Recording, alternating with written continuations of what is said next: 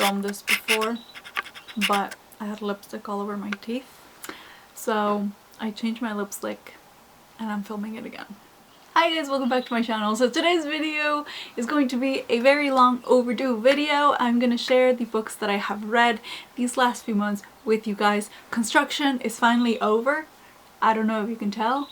You can't hear anything. It's great. And I'm definitely going to try to film more videos. So if you guys have any videos that you would like to see from me as well, please let me know down in the comments below. These past few months I have been really into reading manga.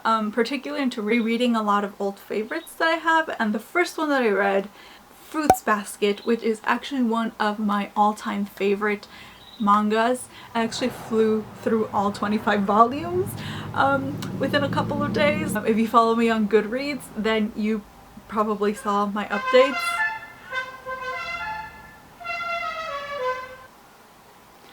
Okay. So yeah, if you follow me on Goodreads, you probably saw my updates. I just flew through them so quickly. I love it so much. If you don't know what it's about this girl named Toru who recently lost her mother and was homeless until she befriends the Soma family, who happens to be this super wealthy, powerful family who also happens to have a secret, which is that certain members of the family are cursed with the curse of the zodiac, which means that whenever they get hugged by someone of the opposite sex, they turn into animals of the Chinese zodiac, whichever animal that they're possessed with. And Toru finds out this secret, but she is allowed to live with them. It's so good. It's about family. Like, it makes you cry, it makes you laugh. The characters are all great. Like, I love it so much. I have such a strong attachment to this. Like I've said, I've reread this multiple times over. Like, I've lost count of how many times I've reread the entire series.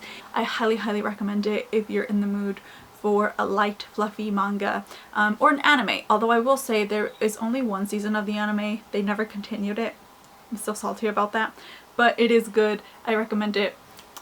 Fruits Basket, it's one of the best. I love it so much. After that, I decided to reread another favorite, which is Kimi Todoke, aka From Me to You, I believe is the English translation. This one is also like a school slice of life romance kind of manga, and it is about a girl named Sawako who is a bit of an outcast at school because a lot of people are afraid of her. They actually call her Sadako, who is the girl from The Ring.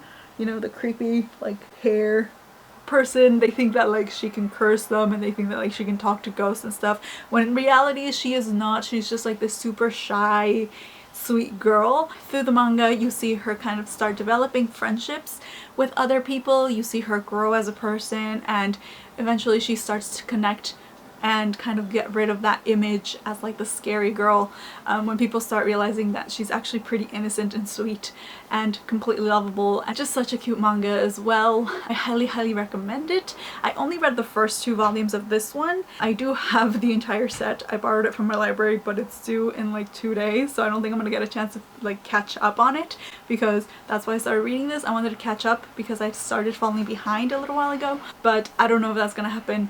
I'll keep you guys updated. There's an anime and there's also a live action movie adaptation, which you can find on YouTube, just saying. And I highly recommend those as well. Next one, I only read 1 volume of this one. It was also one that I was trying to catch up on.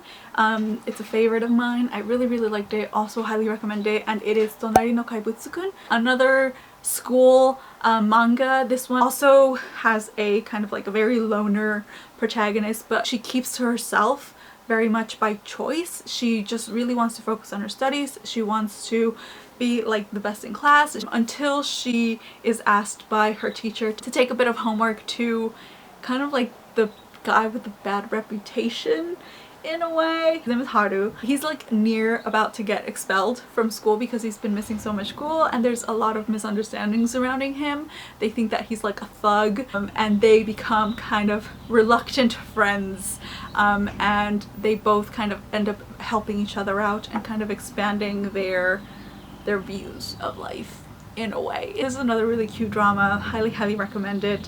It's also really fun. Haru is a very eccentric kind of person, and I think that that really balances out Shizuku, who's like very serious, very upright, like, and there is like a romance that kind of eventually develops just read it. It's really good, I promise.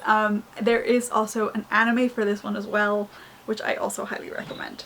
Oh, and for future reference for any manga that I read in the future, by the way, I am only gonna mark the first volume of the manga for my Goodreads challenge because I just don't want my challenge to become super cluttered. Even though I technically read like 28 volumes, I think it's 28. I'm not like 28 books ahead of schedule on my reading challenge. I only mark the first ones, and then whichever ones I read after that, I'll mark them as read, but I won't have a date set for them. If you guys were curious about how I mark manga on my Goodreads challenge, I'm trying that this year. I'm gonna see how it works out. So that's it for the manga, and now moving on to the novels that I read this month.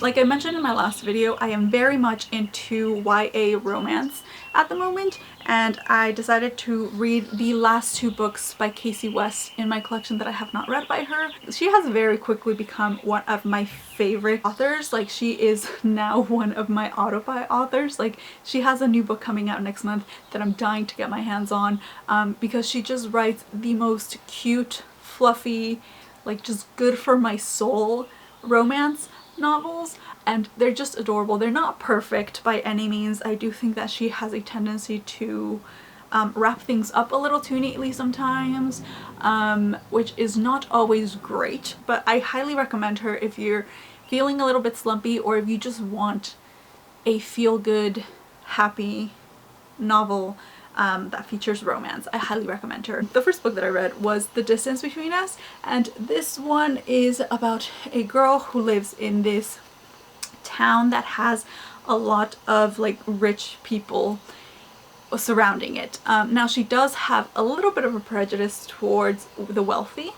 This comes a lot from like her mother. She hasn't had like the best experiences or like the best impressions regarding rich people until this boy comes in to her mom's doll shop to pick up a doll for his grandmother, and they kind of hit it off, and then she's forced to like think of these people differently as she befriends this guy, and obviously a romance happens because this is Kasie West. This is a YA romance.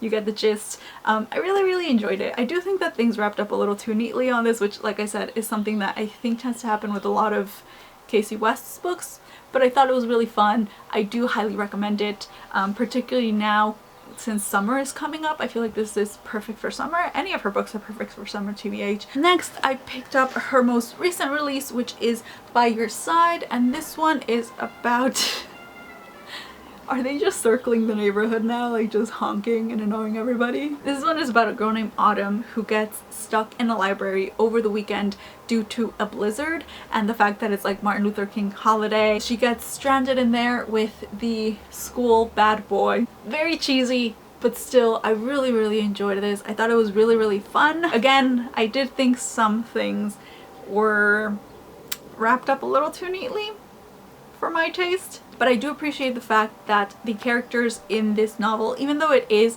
a very kind of light, fluffy romance novel, the characters do have to deal with things that are often not really seen a lot in these kind of novels. Autumn actually has anxiety. She actually takes medication for it, and then Dax, who is the romantic interest, is actually a foster child. I will say that I'm not the person to like really speak on the representation about those two things in here. Even though I did enjoy this and I do appreciate that those things were talked about, I'm not entirely sure how accurate or how good the depiction of these things was in this book. So if you have any thoughts on that, please let me know. For now, I will say that I did really enjoy this. I thought that it was really good. I like the romance, but again, I'm not someone who suffers from anxiety, and I am not familiar with like the foster care system. So regarding those two things, I don't think I'm the person to really discuss them or anything like that. So if you guys have any comments regarding that, please let me know. You know, it's never a bad thing to be informed about things. That is gonna be it for this video. I really hope that you guys enjoyed it. Please let me know if you have any thoughts on any of the books that I mentioned today. And yeah, that's gonna be it for now. I'll see you guys next time. Bye!